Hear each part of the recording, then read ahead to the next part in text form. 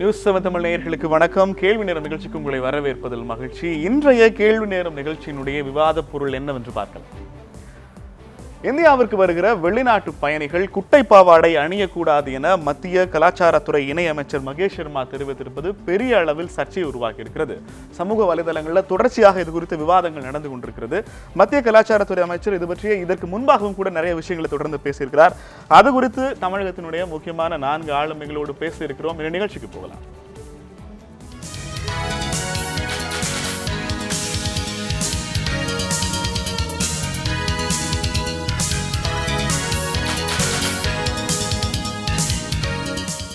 இந்த நிகழ்ச்சியில் நம்மோடு பங்கேற்றிருக்கிற 4 ஆளுமைகள் இந்த ஆண்களினுடைய உளவியல் குறித்தும் பெண்களினுடைய உளவியல் குறித்தும் இந்த நிகழ்ச்சியில் எடுத்து வைப்பதற்காக டாக்டர் அபிலாஷா அவர்கள் நம்மோடு இருக்கிறார். வணக்கம் அபிலாஷா மேடம்.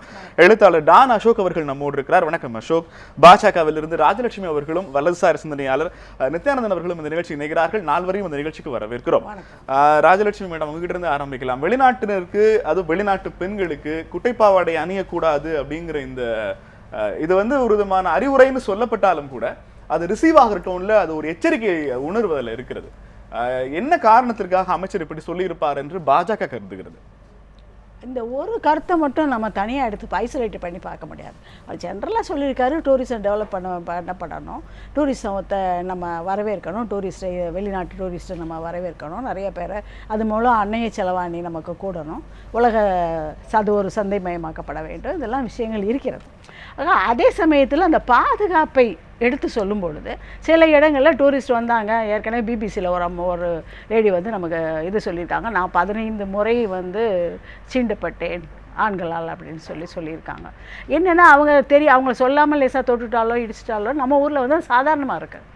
அதெல்லாம் பாலியல் சீண்டலாக அவங்க சொல்லி பிபிசியில் சொன்னோன்னா அது பெரிய இதாகிடுச்சு. நான் அதை கரெக்டுன்னு சொல்ல வரல, அது தவறு தான். அதனால் இந்த மாதிரி வெளியே நாட்டிலேருந்து வர்றவங்க ஒரு சின்ன ஸ்கர்ட்டை போட்டுட்டு அவங்க இங்கே என்னென்னா அங்கே வந்த உடனே இந்த கிளைமேட்டில் தே வாண்ட் டு வேர், அது கொஞ்சம் கொண்டு வேர் பண்ணால் போதும். அவங்க ஊரில் ஃபுல் சூட்டில் இருப்பாங்க. ஆனால் அந்த குளிருக்கு அதான் தேவை. நம்ம ஊரில் இந்த குளிரே கிடையாது. அதனால் அவங்க என்ன சன்பாத் எடுக்கிற மாதிரி ஒரு ட்ரெஸ் கோடெல்லாம் அவங்க நார்மலாக போட்டுட்டு போகும்போது நம்ம ஊர் ஆண்கள் அந்த மாதிரி ஒரு ட்ரெஸ் கோடை அவங்க பார்த்த கிடையாது. நீங்கள் பார்த்தீங்கன்னா சவுதி அரேபியாவில் நம்ம போனால் என்ன சொல்ல வரீங்கன்னு எனக்கு புரிகிறது.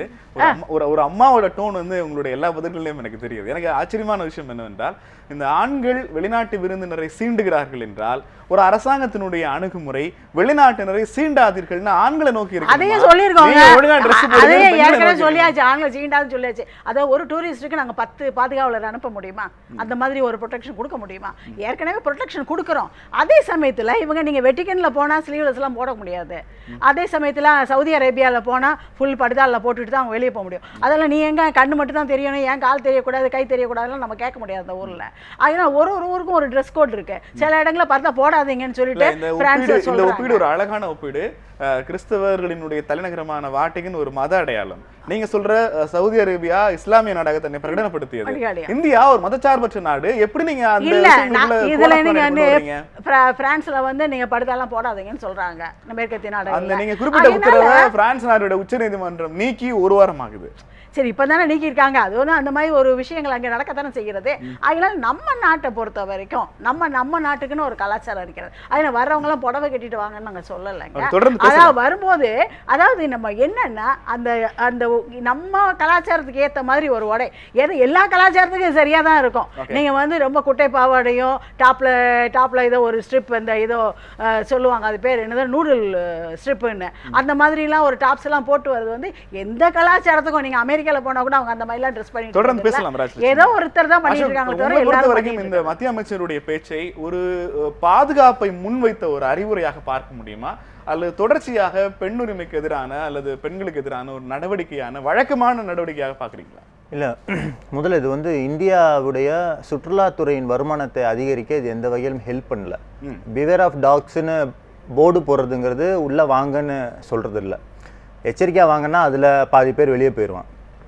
இன்னொன்று இது அவருடைய அறிக்கை மட்டும் இல்லை, இது பிஜேபி ஆட்சியில் வந்ததுலேருந்து வெளிநாட்டு சுற்றுலா பயணிகளுக்கு ஒரு வெல்கம் கிட் கொடுத்து கொண்டிருக்கிறார்கள். அதில் டூஸ் அண்ட் டோன்ஸில் இது இருக்குது. இன்னொரு இதில் முக்கியமான விஷயம், இஸ்ரேல் எடுத்துக்கொள்வோம். இஸ்ரேல் மாதிரி போரினால் பாதிக்கப்பட்ட நாடு எதுவும் இல்லை. இஸ்ரேலுடைய சுற்றுலாத்துறை ஒரு விளம்பரத்தை வெளியிடுகிறது இந்தியாவில் கூட.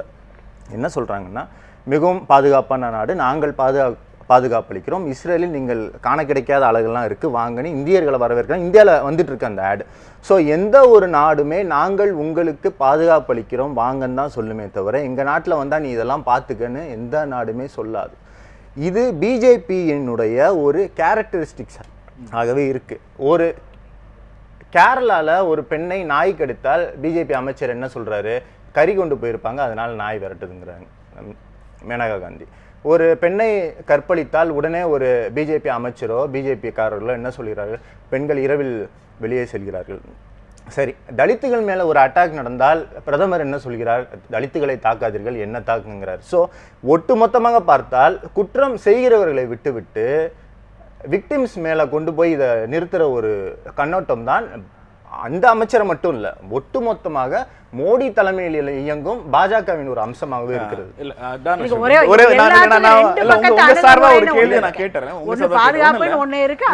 எந்த மதத்தை சார்ந்தவராக இருந்தாலும் சரி அல்லது கடவுள் நம்பிக்கை இல்லாதவராக இருந்தாலும் சரி, சர்ச்சுக்கோ கோவிலுக்கோ உள்ளே நுழைகிற போது செருப்பை காட்டி வச்சுட்டு போகிறதுங்கிறது அந்த நிறுவனத்திற்கு, அந்த பகுதிக்கு, அந்த நிலப்பரப்பினுடைய நம்பிக்கைக்கு கொடுக்கிற மரியாதை.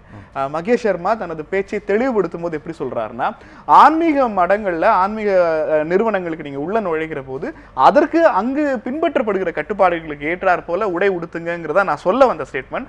ஊடகங்கள் வழக்கம் போல தெரிவிச்சாங்க. ஒரு பாஜக அமைச்சர் அல்லது ஒரு கட்சி தலைவர் சொல்கிற விஷயத்தை வைத்து மத்திய அரசின் யார் எதை பேசினாலும் அது ஒரு இந்துத்துவோடு தொடர்புபடுத்தி பேசுவது என்பது என்ன வகையிலான அணுகுமுறை? இதுதான் ஒரு முக்கியமான விஷயத்தை மணி சர்மா மீது வைத்த விமர்சகர்கள் விட்டுட்டாங்க. என்னன்னா, அதை வந்து மணி சர்மாவோட கருத்தா மட்டுமே சுருக்கிட்டாங்க. அதனால தான் நான் முதலே சொன்னேன், இந்தியாவின் சுற்றுலாத்துறை வழங்கி கொண்டிருக்கும் வெல்கம் கிட்டில் இந்த விஷயம் இருக்கிறது.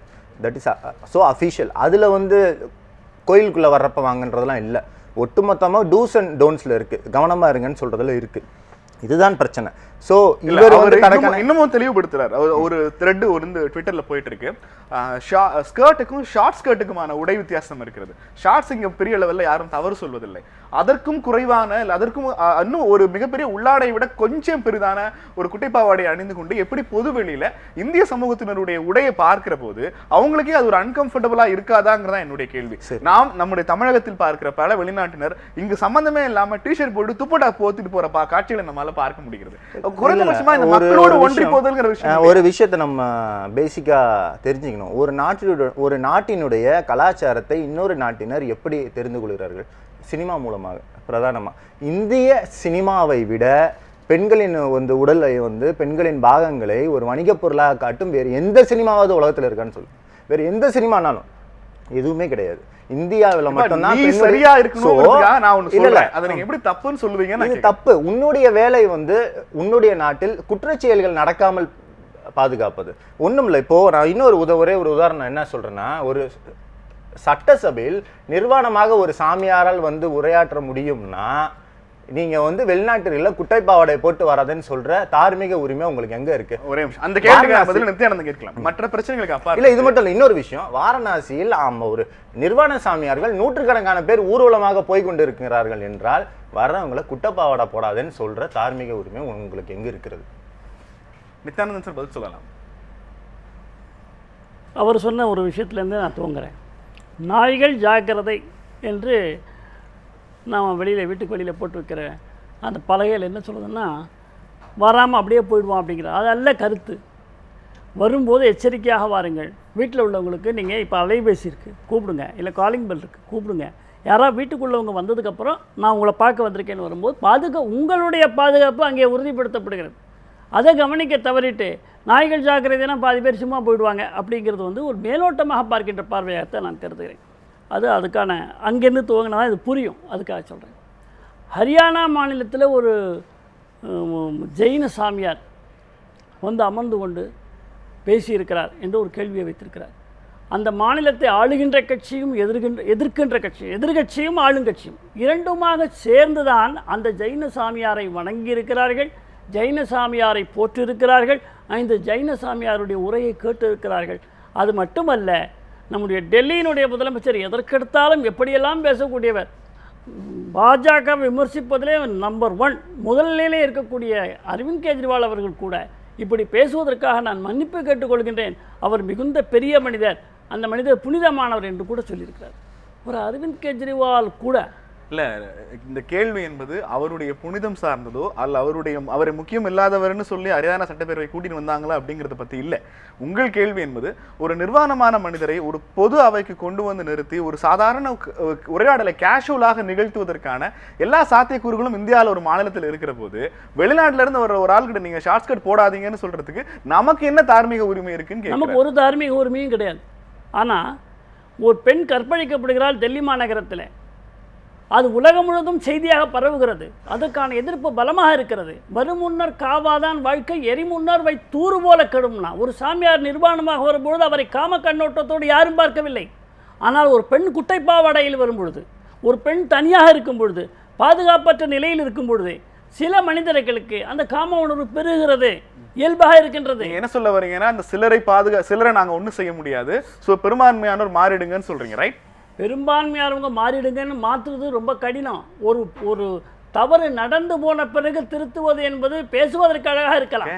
அதைத்தான் நான் சொன்னேன், வரும் முன்னர் காவாதான் வாழ்க்கை என்று சொன்னேன். நான் வள்ளுவர் நீங்க சொல்வதை இப்படியாக ப்ரொஜெக்ட் பண்ண முடியும். என்னன்னா, நாய்களிடமிருந்து தங்களை பாதுகாத்துக் கொள்வதற்கு பிவேர் டாக்ஸ் வைப்பது போல விமான நிலையத்தில் பிவேர் இந்தியன் மன் ஒரு போர்டு வைக்க தப்பு பண்றீங்க. நாய்களிடம் தன்னை பாதுகாப்பு கொள்வதற்காக மட்டுமல்ல, நாம் அசிரத்தையாக இருக்கக்கூடாது. அங்கே நாய்கள் வளர்க்கிறார்கள், அந்த வீட்டிலே நாய் இருக்கிறது, அவிழ்த்து விட்டு இருக்கிறார்கள்.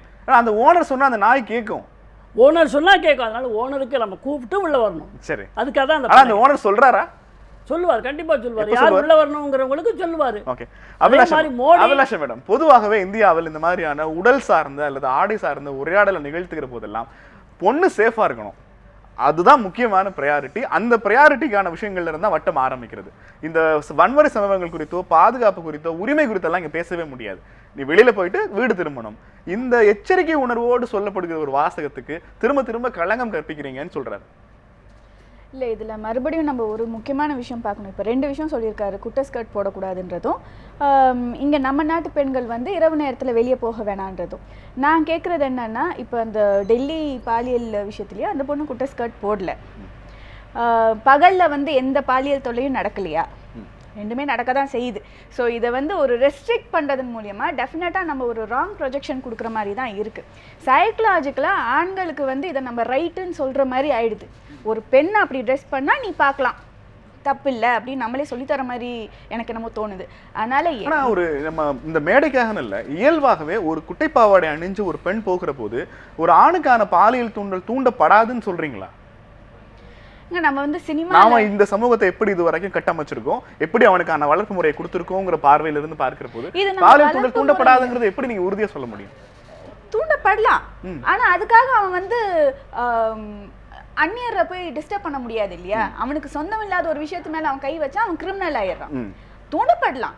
இப்ப சினிமா அமைச்சருடைய பேட்டி நீங்க இப்படி எடுத்துக்கலாம். நம்முடைய இந்தியாவிலேயே இந்த பாலியல் குற்றங்களே பாலியல் சீண்டல்களே வன்முறைகள் அடுத்த பக்கம் சீண்டல்களை கட்டுப்படுத்துவதற்கான வாய்ப்புகளே இல்லாத போது வெளிநாட்டினர் வந்து அவங்களுக்கு ஏதேனும் அசம்பாவிதம் நிகழ்ந்தால் அது ஒரு உலகளவிய சம்பவமாக மாறுது. அதை தடுக்கிறதுக்கான முன்னெச்சரிக்கை நடவடிக்கைகளை கொடுக்கறதுல என்ன தப்பு? எப்படி நீங்க அப்படி சொல்லலாம்? நம்ம ஊர்லயே பாதுகாப்பு இல்லைன்னு நம்ம ரொம்ப நாளா பேசிட்டு இருக்கோம். வெளிநாட்டுல இருந்து வரவங்களுக்கு நம்ம பாதுகாப்பு கொடுக்கணும். அதுக்கு என்னென்ன வழிகள்? ஒவ்வொரு வெளிநாட்டினரும் 10 பேரை நம்ம கண்ணை கொடுத்து அனுப்பலாமா? 10 பேர் இல்லைங்க, நம்ம வந்து அதுக்கு என்ன வழியோ பார்க்கணுமே ஒழிய அப்ப கம்ப்ளீட்டா டூரிசம் நம்ம ஸ்டாப் பண்ணிடலாமா? யாருமே வராதிங்க எங்க நாட்டுக்கு, எங்க நாட்டுல எங்க பிரச்சனையே பெருசா இருக்குன்னு சொல்லிடலாமா? இல்ல, எல்லா நாட்டிலயுமே டூஸ் அண்ட் டோன்ட்ஸ் இருக்குல்ல. இருக்கு. இது வந்து ஒரு யூனிவர்சல் லா. இதை நம்ம எப்படி சொல்ல முடியும்? நீங்க ட்ரெஸ்ஸிங் இப்படிதான் பண்ணணும்னு சொல்றது வந்து அவங்களுடைய தனிப்பட்ட சுதந்திரத்துல நம்ம மூக்கு நுழைக்கிற மாதிரி. வாட்டிகனையும் சவுதி அரேபியாவும் ஒரு உதாரணமா காமிச்சாங்களே. இப்போ நம்ம ஊர்லயும் வந்து கோயில்களுக்குள்ள இப்படிதான் ட்ரெஸ் கோட் இருக்கணும்னு சொல்றாங்க. நியாயமான பேச்சு. அது அந்த இடத்த மதிக்கிறது. அமைச்சர் சொல்லிருக்காரு திருத்தத்துல ஆகிறாரா, அதுதான் சொல்லிருக்காரு. இல்ல அதான் நான் வெல்கம் கிட்ல இல்ல, அது அதனால அந்த இது அடிபட்டு போச்சு. அதை மாத்தல அவங்க, அபிஷியலி இட் இஸ் தேர். அதனால அமைச்சர் அதுக்கப்புறம் நீங்க அமைச்சர் சொன்னதை எங்க ரிஃபைன் பண்ண விரும்புறீங்கன்னா, கோவிலுக்குள்ள அப்படி இருந்தா போதும், வெளியில இருந்தா பிரச்சனை இல்லைங்கிறீங்க. ஒரே ஒரு நீங்க சொல்ற போது ஆண்கள் வந்து நிர்வாணமாகவோ அல்லது அரை குட்டைப்பாவோட இந்த மாதிரி குறைந்த ஆடைகளை வைத்திருந்தால் பெண்களுக்கு அந்த உணர்வு வராதா, ஆண்கள் மட்டுமே தான் அப்படி இருப்பார்களா என்ற ஒரு கேள்வி இப்பொழுது வந்தது. நம்முடைய நாட்டை பொறுத்தவரையிலே விவசாய நாடு இது. ஆண்கள் எப்பொழுதுமே ஆடை குறைவாக சாதாரணமாக பார்த்து பழகிய நாடு இது. அந்த உணர்வுகள்லாம் அங்கே வராது. ஆனால் பெண்களை நாம் பொத்தி வளர்த்திருக்கிறோம். இதற்கு நான் சொல்ல வேண்டியதில்லை. ரஷ்ய நாட்டில் இருக்கக்கூடிய மல்யுத்த வீரன் இல்ல, தன்னுடைய நீங்க மகளுக்கு விவசாய சொல்லியிருக்கிறார். பூமியில ஆண் பெண்ணுக்கான உடையை பார்த்திருப்பீங்க. அது ஆணுக்கு மட்டும் இல்ல, பெண்ணுக்குமே அப்படித்தான் இருக்கும். ஆமா. ரஷ்ய நாட்டைச் சேர்ந்த மல்யுத்த வீரனுடைய மகளுக்கு அவன் கொடுத்த அறிவுரையே, ஒரு பொக்கிஷமான பொருளை எவ்வளவு மூடி வைக்கிறோமோ அந்த அளவிற்கு ஒரு பெண்ணை பொக்கிஷமாக மதிக்கின்றவர்கள் மூடி வைக்க வேண்டும் என்று சொல்லியிருக்கக்கூடிய எடுத்துக்காட்டுகள்லாம் இந்த நாட்டில் இருந்திருக்கிறது, இந்த உலகத்தில் இருக்கிறது. எதற்காக சொல்கிறேன்னு சொன்னால், ஒரு பெண் என்பவள் தன்னை பாதுகாத்துக் கொள்ள வேண்டும். வீக்கர் செக்ட் என்று ஆங்கிலத்தில் சொல்வார்கள். ஆண்களுக்கு இருக்கக்கூடிய வலிமை பெண்களுக்கு அவ்வளவு கிடையாது. தன்னை பாதுகாத்துக் கொள்ள முடியாது. எனவே அந்த நேரத்தில் அவர்களுக்கு அவசியம் இல்லாம இவங்க என்ன சொல்ல வர்றாங்கன்னா, இப்படி நீங்க பொத்தி பொத்தி வச்சதுனாலதான் வெளிநாட்டுல இருந்து யார் வந்து எங்கிறனாலுமே சாதாரணமா பார்க்காம வேடிக்கை பார்த்து ஆணு வாயை பிளந்து பார்த்துட்டு எல்லா இருக்காங்க. நாடுகளிலேயும் இங்கிருந்து செல்லக்கூடிய டூரிஸ்ட், அதாவது சுற்றுலா பயணிகளுக்கு இதை செய்ய வேண்டும், இதை செய்யக்கூடாது என்ற ஒரு தாக்கீடு கொடுப்பார்கள். என்னுடைய நேரடியான கேள்வி, பாஜக அரசாங்கம் இந்தியாவிற்கு வந்து இறங்குகிற வெளிநாட்டு பயணிகளுக்கு குட்டைப்பாவாடை அணிய வேண்டாம், அணிந்தால் உங்களுக்கு ஏற்பட போகிற பாலியல் சீண்டல்களுக்கு இந்தியா பொறுப்பாகாதுன்னு சொல்லுவது எந்த வகையில் சரியான ஒன்று? இன்னும் ஒரு திருத்தம், இதை அணிய வேண்டாம் என்று அமைச்சர் எந்த இடத்திலும் சொல்லவில்லை. டான் அசோக் திரும்ப திரும்ப சொல்கிறார், வெளிநாட்டு சிறப்பு விருந்தினர்கள் வருகிற போது செய்ய வேண்டியவை செய்யக்கூடாதவை பட்டியலில் அணியக்கூடாதுன்னு இருக்கு. தயவு செய்து ஒரு திருத்தம், தவறான பதிவை ஏற்படுத்தாதீங்க.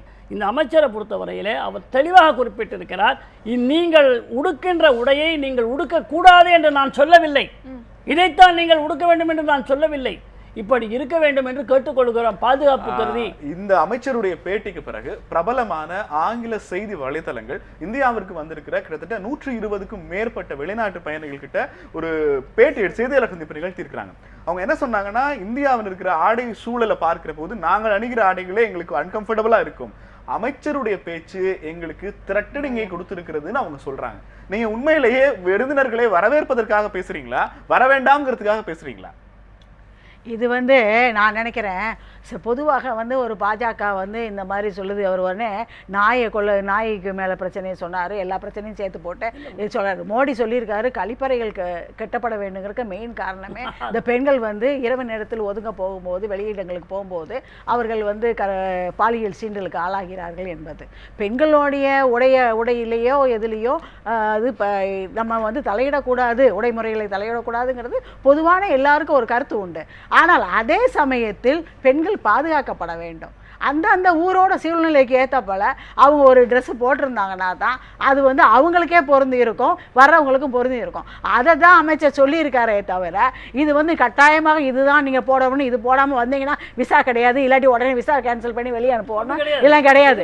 அதனால இது வற்புறுத்தல், இது வந்து அவங்கள வந்து பலவந்தப்படுத்துகிறாங்க இந்த மாதிரி ட்ரெஸ் போடுறதுக்குன்னு கிடையாது. நீங்கள் வந்தவொடனே நிறைய பேர் பார்த்தீங்கன்னா நம்ம ஒரு பிளாட்ஃபார்மில் ஸ்கர்ட் வாங்கி அந்த டாப்ஸ் வாங்கி போட்டுட்டு ஒரு துப்பட்டாவையும் போட்டு போயிட்டு இருப்பாங்க. உண்மையிலேயே இந்தியாவுடைய ட்ரெஸ் வந்து எல்லாருக்கும் பிடிக்குது, நிறைய பேர் போடுறாங்க. அதே சமயத்துல நானே வந்து ஒரு இதை சொல்றேன். ஒரு ஆராய்ச்சி இது களம் ஒண்ணு, ஒரு கருத்தரங்குல ஒரு வெளிநாட்டு பெண்மணி வந்திருந்தா சின்ன ஸ்கர்ட் போட்டு வந்துட்டு எவ்வளவு நீட்டா வெள்ளை கால் வேற. அவங்க வந்து இந்தியா கம்ஃபர்டபுளா கிளைமேட் இருக்குன்னு சொல்லிட்டு ஸ்டாக்கிங் எது போகல. ஈவன் அன்னைக்கு படித்த அத்தனை ஆண்களுமே, ஏன் நாங்க கூட இந்த கால் இவ்வளவு வெள்ளையா அவங்களுக்கு இருக்கு, இப்படி அதெல்லாம் ஒரு ஃபார்ம் பண்ணி வச்சிருக்காங்க, பார்க்கத்தான் செஞ்சோம். ஆகையினால இது வந்து ஒரு ஆட்டோமேட்டிக்காக ஒரு மென்டல் மேக்கப்பில் வர்றது. அதை வந்து நம்ம சிச்சுவேஷனுக்கு எப்படி இருக்குங்கிறத அமைச்சர் சாதாரணமாக சொன்னதை இது பாஜக இப்படி தான் சொல்லுதுன்னு நம்ம தம்பி சொல்கிறதையோ, மற்றபடி நீங்கள் வந்து இதை பெரிய பில்டப் பண்ணுறதோ ஒரு தேவையில்லாத ஒன்று நினைக்கிறேன். இன்னொரு விஷயம், நம்ம ஒரு ரேப்பே நடந்ததுன்னா அது உலக செய்தி ஆகுது. தொடர்ந்து பேசலாம். வெளிநாட்டினர் இந்தியாவிற்கு சில விருந்தினர்களாக வருகிற போது குட்டை பாவாடை அணியக்கூடாது என்கிற மத்திய அமைச்சருடைய பேட்டி இந்தியா முழுக்க சர்ச்சையை ஏற்படுத்தி இருக்கிறது. பெண் சுதந்திரம் அல்லது பாலியல் விருப்பம் போன்ற பல்வேறு விஷயங்களை மேற்கத்திய நாடுகள் அதற்கான விளக்கங்களையும் செயல்பாடுகளையும் வழங்கி இருந்தாலும், இந்தியா மாதிரியான ஒரு மூன்றாம் வளரும் நாட்டிற்கு எப்படி இந்த வகையிலான செயல்பாடுகள் உடனடியாக அமலுக்கு வரும், அதை எப்படி டான் அசோக்கும் அபிலாஷாவும் எதிர்பார்க்கிறார்கள் என்கிற கேள்வி அவரிடமே முன்வைக்கலாம். கேள்வி நேரம் ஒரு சிறிய இடைவேளைக்கு பிறகு.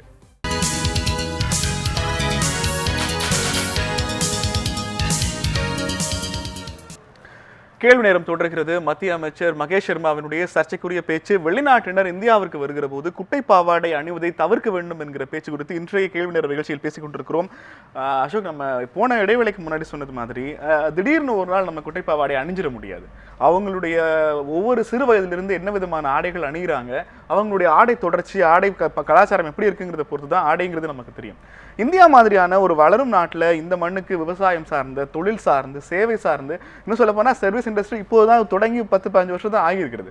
இந்த சூழல்ல இந்த ஸ்கர்ட்டை உள்வாங்கிக்கணும், அது ஆச்சரியமா பாத்திரக்கூடாது, அது நம்மள ஒண்ணுதான் அப்படிங்கிற விஷயத்துல எல்லாம் ஒரு தலைமுறை கூட கிடைக்காத சூழல்ல அவன் புரிஞ்சுக்கணும்னு நீங்க எப்படி எதிர்பார்க்குறீங்க? இல்லை, இப்போ நான் என்னுடைய இது அவன் புரிஞ்சுக்கணுங்கிறதே இல்லை. பார்க்குறவன் வாய்ப்பிழந்து பார்க்கக்கூடாதுன்றது நான் இமீடியட்டாக வரல.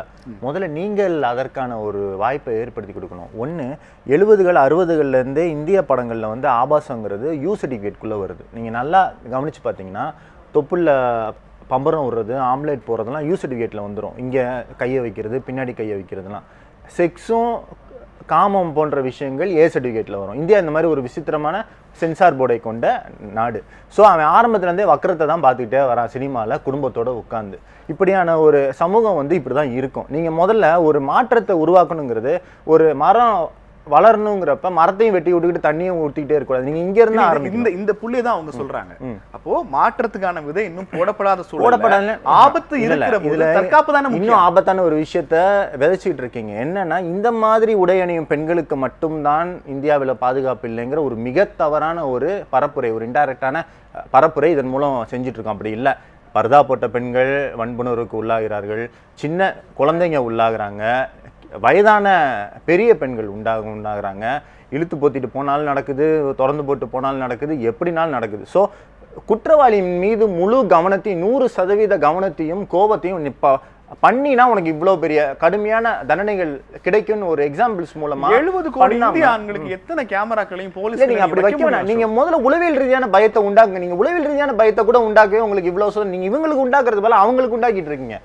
குற்றவாளிகளுக்கு உளவியல் ரீதியான பயத்தை உண்டாக்குவதற்கு பதிலாக பாதிக்கப்படுபவர்களுக்கு உண்டாக்குவதன் மூலம் நீங்க எந்த குற்றத்தை தடுக்க போறீங்க? இல்ல, நான் ஒரே ஒரு சம்பவத்திற்கு நாடு இப்போ அவங்க பேரண்ட்ஸ் கொண்டு வந்து பார்லிமெண்ட்ல உட்கார வச்சு சட்டம் நீட்டி இருக்காங்க. இதை விட ஒரு அரசாங்கம் என்ன செஞ்சிட முடியும் நீங்க நினைக்கிறீங்க? இல்ல அசோக், உங்களுக்கு தெரியாத விஷயம் இல்ல, அரசியல் சார்ந்த முடிவுகள் சமூகத்துல பிரதிபலிப்பதற்கு எத்தனை தலைமுறைகள் எடுக்கும். நீங்க ஒரு சட்டத்தை போட்டீங்கன்னா சமூகம் திருந்திடுமா? சட்டத்தை போடுங்க நான் சொல்லவே இல்லை.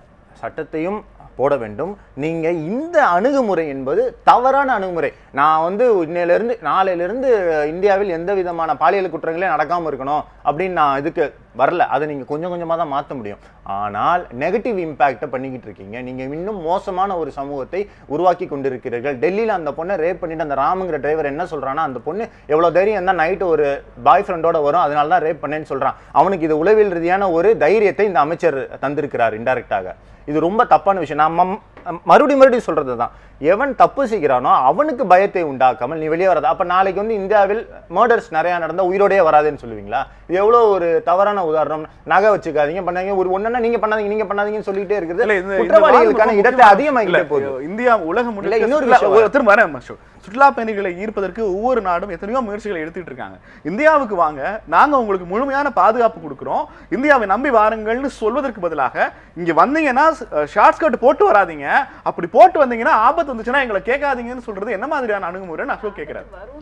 எங்களை கேட்காதீங்க அப்படியெல்லாம் மிகைப்படுத்தி சொல்வது அப்படியெல்லாம் சொல்லவே. நீங்க டோன்ட்ஸ்ல போடுறதுக்கு என்ன அர்த்தம்னா, இதை நான் உங்களுக்கு சொல்லிட்டேன், இதை மீறி செஞ்சீங்கன்னா ஆபத்துங்கிறதா நீங்க டோன்ட்ஸ்ல போடுறீங்க. நடவடிக்கைகள்லாம் இருக்கத்தான் செய்யும், இல்லாமல்லாம் இருக்காது. ஏன் உங்களுக்கு அவ்வளவு தூரம் ஏன் போறீங்க? வெளிநாடெல்லாம் விடுங்க, இந்தியாவிலே இப்போ அவங்க கேட்டாங்க பெண்களுக்கு மட்டும் ஏன் இவ்வளோ கட்டுப்பாடு, இந்தியாவிலேயே இது தவறாக இருக்கிறதல்லவா, அது கேட்டாங்க. மூடி வைக்கிறதுனால என்ன? நம்முடைய அண்ணா பல்கலைக்கழகத்தில் 2006ஆம் ஆண்டு குட்டைப்பாவாடை போடக்கூடாது, சிகப்பு சட்டை போடக்கூடாது, டிஷர்ட் அணியக்கூடாது, உடல் தெரிகின்ற அளவிற்கு டைட்டா ஜீன்ஸ் போடக்கூடாதுன்னு சட்டம் கொண்டு வந்தாங்க. இன்றைக்கும் அது கடைபிடிக்கப்படுகிறது. அது கூடாது என்று மறுக்கவில்லை. ஆல் இண்டியா டெக்னிக்கல் கவுன்சில் அதை அப்ரூவ் பண்ணியிருக்கு. அது மட்டும் இல்லை, மொபைலும் கூடாதுன்னு சொல்லியிருக்கு. நம்முடைய நாட்டு மாணவர்களுக்கு அந்த கட்டுப்பாடு இல்ல. அசோக் அதுக்கு என்ன கேக்குறாரு, இந்த மாதிரியான உத்தரவுகளை நீங்க பிறப்பிச்சுக்கிட்டே இருக்கீங்களே, அதனால சம்பவங்கள் குறைஞ்சிருச்சா, நீங்க எடுத்த நடவடிக்கைகள் சரிங்கிறதுக்கு என்ன மாதிரியான ஆதாரம் தரவுகள் வச்சிருக்கீங்கன்னு கேக்குறாரு. அசோக் அவர்களை மாதிரி 1000 மடங்குக்கும் அதிகமாக கடந்த ஆண்டு மோடி அவர்கள் செப்டம்பர் மாதத்தில் பேசியிருக்கிறார். நீங்கள் பெண்களை இப்படி உடை குறைத்து கொண்டு வர வேண்டாம் என்று சொல்வதை காட்டிலும் நம்முடைய ஆண்களை எப்படி வளர்த்திருக்கிறோம் என்பதை பாருங்கள் என்று மோடி பேசியிருக்கிறார். இந்த சர்மா அல்ல. அப்ப சர்மா என்ன சொல்லியிருக்கணும்? சர்மா என்ன சொல்லியிருக்கணும்னா, நீங்கள் தைரியமாக இந்தியாவிற்கு வாருங்கள், உங்களுடைய பாதுகாப்பை நாங்கள் உறுதி செய்கிறோம், இந்திய ஆண்களே உங்கள் கண்ணியத்தை காப்பாற்றி நடங்கள்னு சொல்லி இருந்தாருன்னா பிரதமர் சொன்னதுக்கும் மகேஷ் சொன்னதுக்கும் சரியா போயிடும். உங்களுடைய தகவலுக்காக ஒவ்வொரு நாட்டிற்கும் ஒரு ஆணிவேராக ஒன்று இருக்கிறது. இந்த நாட்டை பொறுத்தவரை பொருளாதாரத்தின் நாடு அல்ல, பொருளாதாரத்தை பெருமையாக மதிக்கின்ற நாடு அல்ல. இந்த நாடு ஆன்மீக திளைத்த நாடு, பண்பாட்டில் திளைத்த நாடு.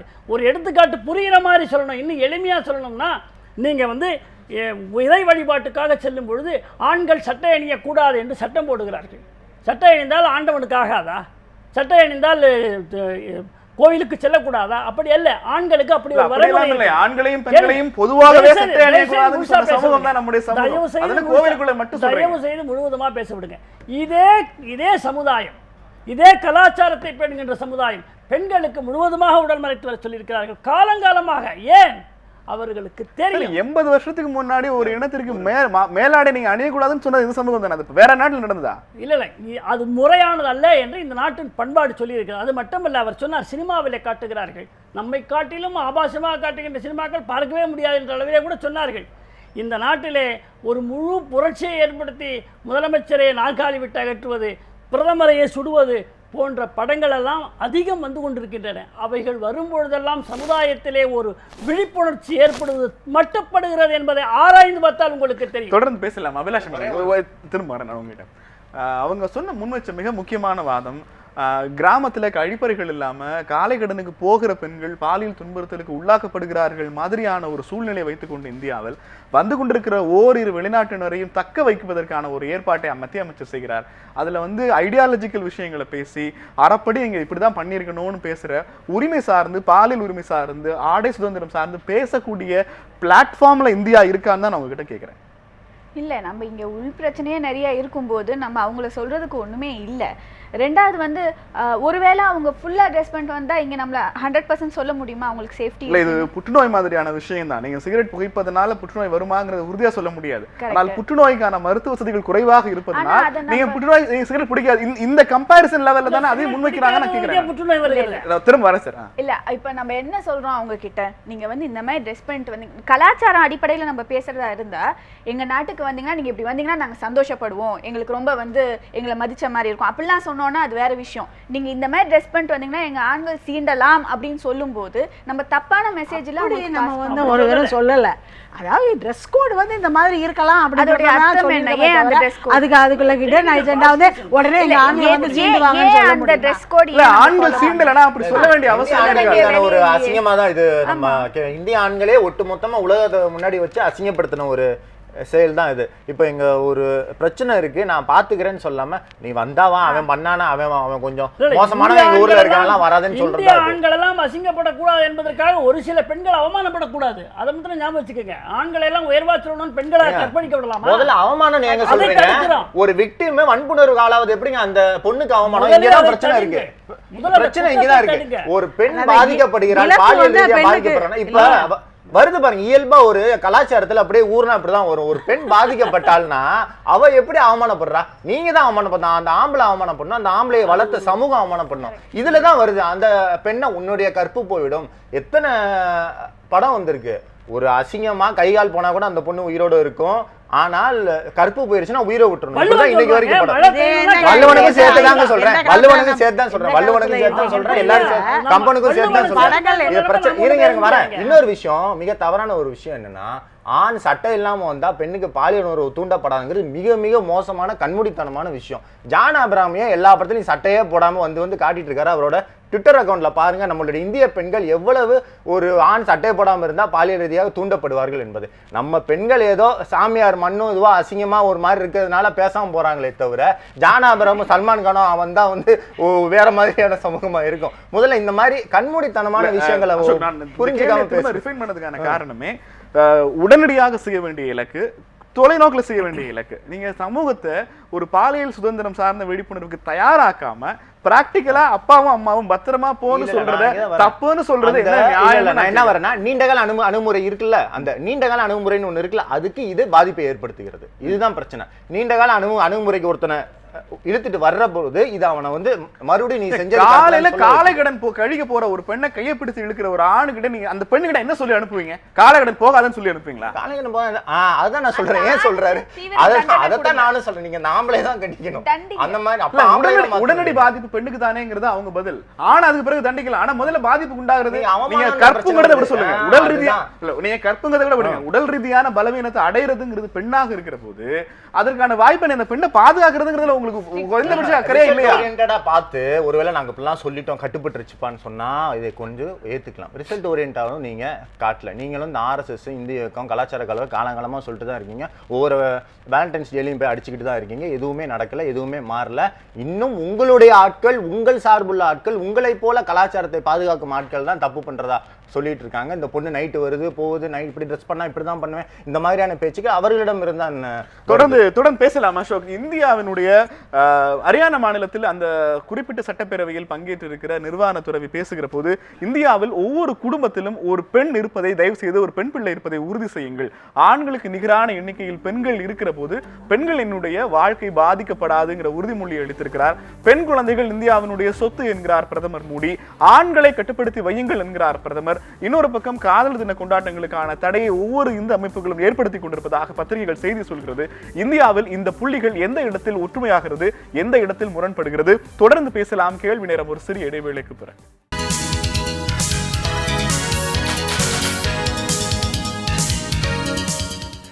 கேள்வி நேரம் தொடர்கிறது. மத்திய கலாச்சாரத்துறை அமைச்சர் மகேஷ் சர்மா வெளிநாட்டிலிருந்து இந்தியாவிற்கு வருகிற பெண் சுற்றுலா பயணிகள் மினி ஸ்கர்ட் எனப்படுகிற குட்டை பாவாடை, மிகவும் குட்டையாக இருக்கிற குட்டை பாவாடையை அணிவது என்பது அவர்களுக்கு ஆபத்தாக போய் முடியலாம் எனவும் சுற்றுலாத்துறையினுடைய அதிகாரப்பூர்வமாக வைத்திருக்கிற எதை செய்யலாம் எதை செய்யக்கூடாது என்கிற வழிகாட்டுதல் நெறிமுறைகளிலும் இதை தெரிவித்திருக்கிறார்கள். நீங்கள் எப்படி ஆடையை முடிவு செய்யலாம்? ஆபாசம் என்பது பார்வையிலா ஆடையிலா என்கிற பழைய சர்ச்சையை மீண்டுமாக இந்த சம்பவம் கொண்டு வந்திருக்கிறது.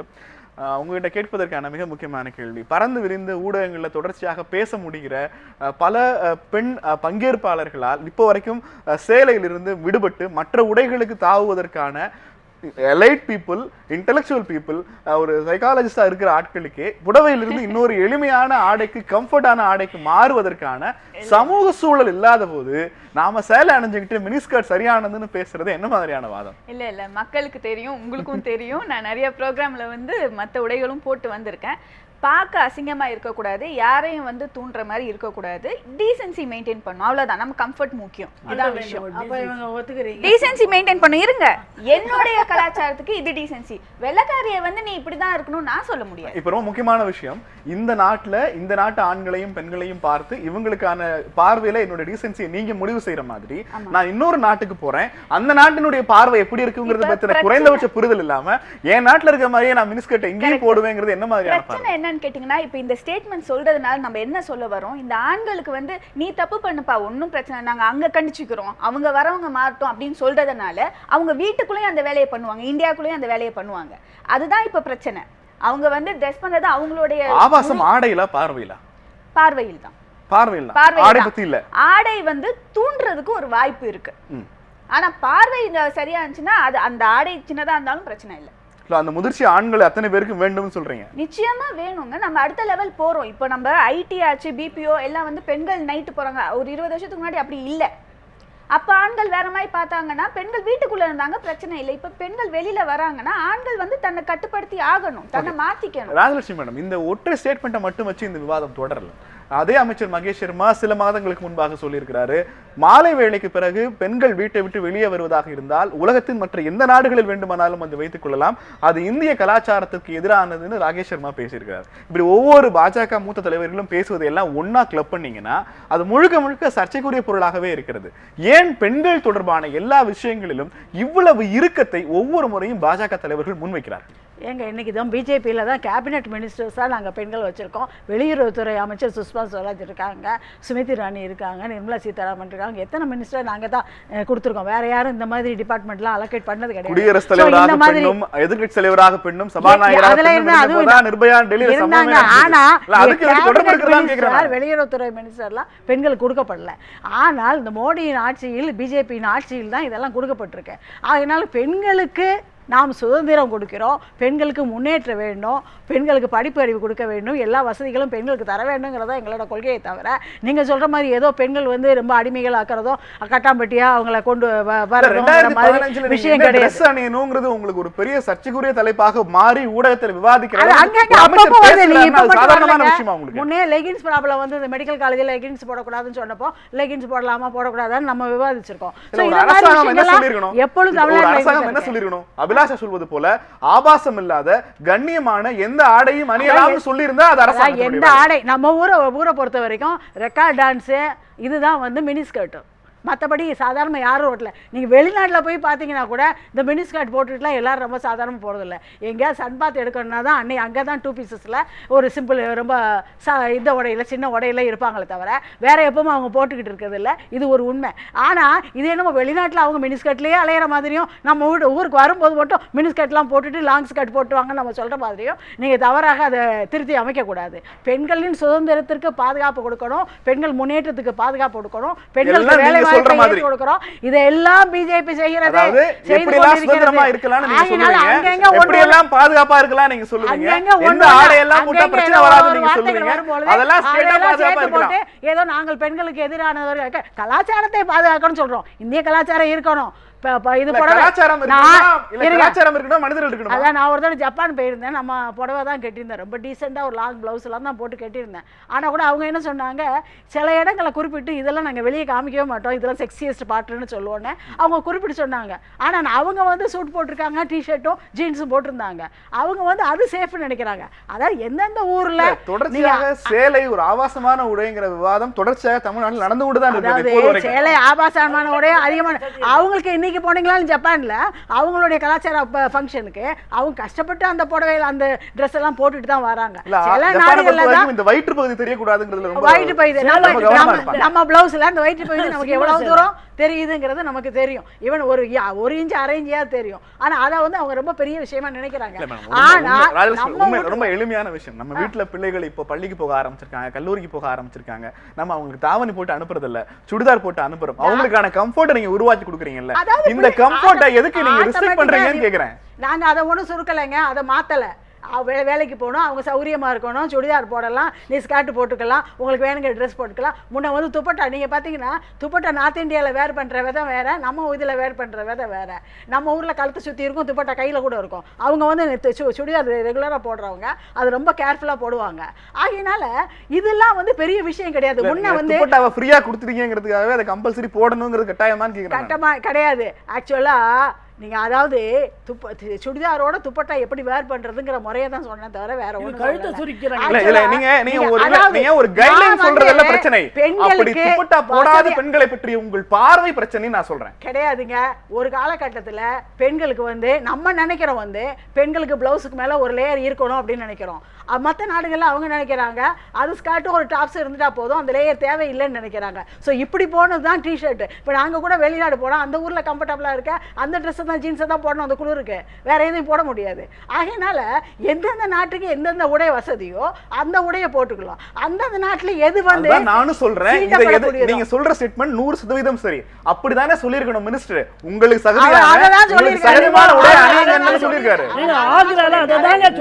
நித்யானந்தன் இந்த பேச்சினுடைய ஊடாகவே துப்பட்டா சரியாக அணியாதவர் பற்றி ஏதோ ஒரு கமெண்ட் பண்ணீங்க, என்னன்னு சொன்னீங்க? காதல் விழல.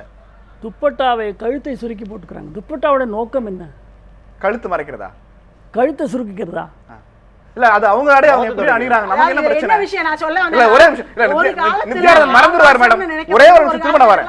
இல்ல நித்யானந்தன் மறந்துடுவார் ஒரே நிமிஷம். துப்பட்டா என்பது ஒரு உடையினுடைய ஒரு அங்கம். அதுக்கென்று ஒரு அணிகின்ற முறை இருக்கிறது. அப்படித்தானே அதை அணிய இப்ப வேண்டும். சட்டை வந்து ஃபுல் ஸ்கேல் இருக்கு, ஆமா. எனக்கு பிடிக்கலன்னா நான் மடிச்சு ஆஃப் கேர் மாத்திக்கிறேன், பண்ணிக்கலாம். நான் ஃபேண்ட் பண்ணா சுருட்டி விட்டுக்கிறேன். பண்ணிக்கலாம். ஒரு ஆடை எப்படி உடுத்துவது என்பது என்னுடைய உரிமையா உங்களது உரிமையான்னு கேக்குறாங்க. துப்பட்டா என்பது தனியாக கொடுக்கப்பட்டிருக்கிறது அல்லவா? அந்த துப்பட்டா எதற்காக கொடுக்கப்படும் கொஞ்சம் ஆழமா யோசிச்சு பாருங்க. போகிற போக்கில் அழகா இல்ல சொல்லி எதுக்கு நீங்க சொல்லிடுங்க, எங்களுக்கு தெரியல. மேலா எப்படி வந்து சேலை கட்டுவதற்கு மேலாடை போட்டுக்கிறார்களோ அது மாதிரி அந்த துப்பட்டாவை அழகா மார்பகங்களை மறைப்பதற்காகத்தான் அது போட்டிருக்காங்க. இந்திய கலாச்சாரத்தில் பிளவுஸ்ங்கிற ஒரு கான்செப்டே கிடையாது. நான் துப்பட்டாவை பத்தி பேசுகிறேன். இல்ல நீங்க என்ன காரணத்துக்கு அடிப்படை வரீங்க?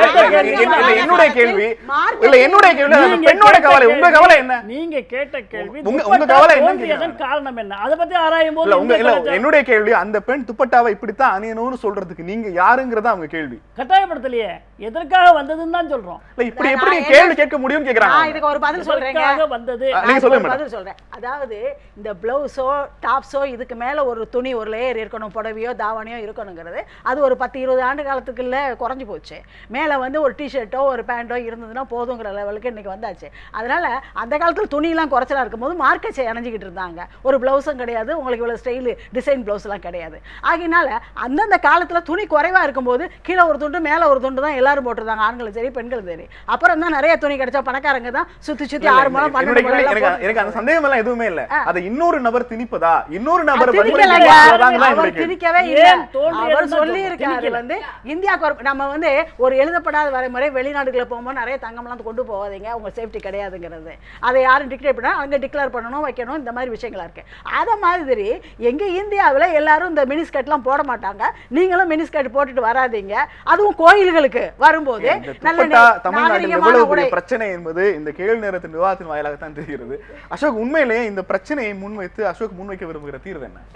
முதல்ல வந்து அதான் இப்போ இவங்களை இதுதான் நான் ஆரம்பத்தில் இந்த பிரச்சனையை சுற்றுலாத்துறை அமைச்சர்கிட்ட மட்டும் இல்லாமல் ஒட்டுமொத்தமாக பாஜகவுடைய பிரச்சனையாக தான் நான் பார்க்குறேன். அவங்களோட அணுகுமுறை வாஜ்பாய் தலைமையில் இருந்த பாஜக அரசுக்கும் மோடி தலைமையில் இருக்கிற ஒரு பாஜக அரசுக்குமான வித்தியாசத்தை நான் என்ன உணர்றேன்னா, ஒவ்வொரு அமைச்சர், ஒவ்வொரு ஆர்எஸ்எஸ் ஒரு பொறுப்பாளர், ஒவ்வொரு எம்எல்ஏ, ஒவ்வொரு இவருங்கிட்ட இருந்து விக்டிம்ஸை ப்ளேம் பண்ணுற பழக்கம் இவர்களுக்கு இருக்கிறது. இது எங்கேருந்து வருதுன்னா கலாச்சாரம்னு பேசுகிறாங்க. இவங்க பேசுகிற கலாச்சாரம் 30,000 வருஷம்னு போயிடுறாங்க. சரி, முன்னாடி இருக்கிற ஒரு 100 ஆண்டு வரலாறுல ஏதாவது ஒரு சாதனை சொல்கிறாங்கன்னா எதை நம்ம பார்க்கணும்னா, மார்பகங்கள் மேலே துணி அணிஞ்சா மார்பகங்கள் அறுக்கப்படுறது மாதிரியான சட்டங்கள் இருந்த நாடு இது. அந்த மாதிரியான கலாச்சாரம் இருக்குது. கலாச்சாரம் அந்த மாதிரி கலாச்சாரம் வேணா அதுக்கும் போகலாம். இவங்க எதை கலாச்சாரமாக முன்னிறுத்துகிறார்கள் என்றால், மிக சமீபத்தில் இந்த இந்துத்துவ ஆட்களால் வஹாபிய ஆட்கள் இந்த விஷயத்துல இவங்க 2 பேரும் ஒற்றுமைப்படுறாங்க. ஒன்று இந்த கே ரைட்ஸில் இவங்க 2 பேரும் ஒன்றாவாங்க.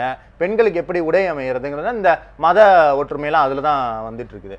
ஸோ இல்லை, நீங்கள் என்ன தீர்வு முன்வைக்கிறீங்க? தீர்வு முன்வைக்கிறது குற்றங்கள் செய்கிற ஆட்கள் மேலே கடுமையான நடவடிக்கைகள் எடுக்கப்பட வேண்டும். இன்னொன்று, சிறு வயதிலிருந்தே பெண்களை உடைமைகளாக பார்க்கும். என் தங்கச்சினா அவனை போய் வெட்டுறது, பெண்கள் வந்து ஒரு வீட்டில் இருக்கும் ஒரு பொருள் போலவே வளர்க்கப்படுகிறார்கள். இந்தியாவின் சொத்து, ஒவ்வொரு வீட்டுடைய சொத்துன்னு சொல்றதே தப்பு. ஒரு பெண் என்பது அவளுடைய சொத்து. எனக்கு எப்படி என் மேல உரிமை இருக்கோ பெண்ணுக்கு அவள் மேல உரிமை இருக்கும் என்பது ஒவ்வொரு ஆணுக்கும் சின்ன வயதிலிருந்து வளர்க்கப்பட வேண்டும். கோ எஜுகேஷன்ல இன்னைக்கு வரைக்கும் ஆண் குழந்தைகளும் பெண் குழந்தைகளும் தனியாக உட்கார வைக்கப்படும் வழக்கம் தான் இருக்கு. இன்ஜினியரிங் காலேஜஸ்ல இந்த படியில ஆண்கள் போகணும், இந்த படியில பெண்கள் போகணும்னு ஒரு விஷயம் இருக்கு. சின்ன வயதுல இருந்தே பெண்களை ஒரு ஏலியன்களை போல ஒதுக்க வைத்துக் கொண்டிருப்பதனால்தான் ஏதாவது ஒரு பார்ட்டை பார்த்தா கம்பள பாஞ்ச மாதிரி பாயும் போறீங்க. உங்களுக்கு நிறைவு கருத்து முன்வைக்கலாம், என்ன செய்யலாம் நினைக்கிறீங்க? முதல்ல வந்து ஆணும் பெண்ணும் இமோஷனலாக சைக்கலாஜிக்கலாக ஈக்குவல் ஸ்ட்ரென்த்தில் தான் இருக்காங்க. இப்போ அவர் சொல்லும்போது சொன்னார் ஸ்டாமினா கம்மி நம்ம பெண்களுக்கு அப்படின்னு. அப்படி கிடையாது. ஆனால் நம்ம சின்ன வயசுலேருந்தே வளர்க்கப்படும் போது பெண்களுக்கு வந்து நீ இப்படி பண்ணாத, இப்படி பண்ணால் அவன் அப்படி தான் உன்னை பண்ணுவான் அப்படின்னு சொல்லும்போது பெண்கள் ஒரு கான்ஷியஸ் ஆயிடுறாங்க. ஒரு நம்ம தான் தப்பு பண்ணிட்டோம் போல இருக்கு, யாராவது ஒரு அப்யூஸ் பண்ணால் கூட நம்ம தான் இந்த டைமில் வெளியே வந்திருக்க கூடாது போல இருக்கு அப்படின்னு அவங்க சப்மிசிவ் ஆயிடுறாங்க. அந்த மாதிரி ஆகக்கூடாதுன்றதுக்கு தான் இந்த ஸ்டேட்மெண்ட்டை நம்ம வந்து தப்புன்னு சொல்ல வேண்டியிருக்கு. சார், ஆட்சி என்ன செய்ய போகிறது? போகிற போக்கில் ஒரு கருத்து சொன்னால் அதுக்கு நான் பதில் சொல்லிடுறேன்.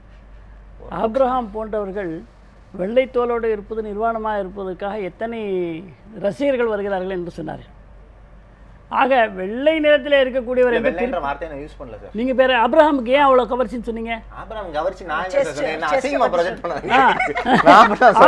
நிறம் என்பது இருக்கிறது, எல்லா இடத்துலையுமே இருக்கு, இல்லாமல் இல்லை. நம்ம நாட்டில் இல்ல அவரு உடலை தான் சொன்னாரு, காலை கூட சொல்ல. அப்படிப்பட்ட உடல் இருக்கக்கூடியவர் நிறுவனமாக கட்டும் போது சாதாரணமாக இல்ல இது ஒரு தனிநபருடைய உரிமை சார்ந்த அந்தரங்கமான விஷயம். அரசாங்கத்துல இது என்ன ரோல் ப்ளே பண்ண போறீங்கன்னு தான் கேட்கிறேன். அரசாங்கத்தை பொறுத்தவரை ஒவ்வொரு தனி மனிதனும் ஒழுக்கத்தில் சிறந்து இருக்கும் பொழுது அவனுக்கு முழு சுதந்திரம் கிடைக்கும். ஓகே, அது வரைக்கும் முழு சுதந்திரம் கொடுக்குறேன்னு மேலே மரத்து மேலே ஏறி உட்காந்து வேற வெட்டக்கூடாது. ஓகே, ஆக நீங்கள் எதை கொண்டு வரும், காய்ந்து போன கிளை இருக்குமானால், காய்ந்து போன இலைகள் இருக்குமானால் அவைகளை வெட்டி புதிய இலைகளும் கிளைகளும் வருவதற்கு ராஜலட்சுமி அரசாங்கம் என்ன செய்ய போகிறது? அதாவது நம்மளுடைய டூரிஸ்ட்டை வளர்த்து எடுக்க வேண்டுங்க. அதுக்கு முழு முயற்சி அரசாங்கம் ஈடுபட்டு இருக்கிறது. தாய்லாந்து மாதிரி ஒரு டூரிசத்தை நம்ம டெவலப் பண்ண முடியாது. இந்தியாவுக்கு ஏற்ற டூரிசத்தை நம்ம டெவலப் பண்ணணும். ரொம்ப நன்றி ராஜலட்சுமி. நிகழ்ச்சியில் நம்மோடு பங்கெடுத்து நால்வருக்கும் கேள்வி நேரம் தனது மனமார்ந்த நன்றியை தெரிவித்துக் கொள்கிறது. பெண்ணை தொடர்ச்சியாக தனித்துவமான ஆளுமையாக வளர்ப்பதும், பெண்ணை உயிராகவும் உறவாகவும் பார்க்கிற ஒரு பார்வையை ஆணுக்கு சொல்லிக் கொடுப்பதும் இந்தியாவினுடைய மாண்பை சுற்றுலா பயணிகள் மத்தியில் உயர்த்தும். நிகழ்ச்சியில் பங்கெடுத்த அத்தனை பேருக்கும் மீண்டும் ஒருவர் நன்றி. இன்னும் ஒரு கேள்வி நேரம் நிகழ்ச்சி சந்திக்கலாம். நன்றி, வணக்கம்.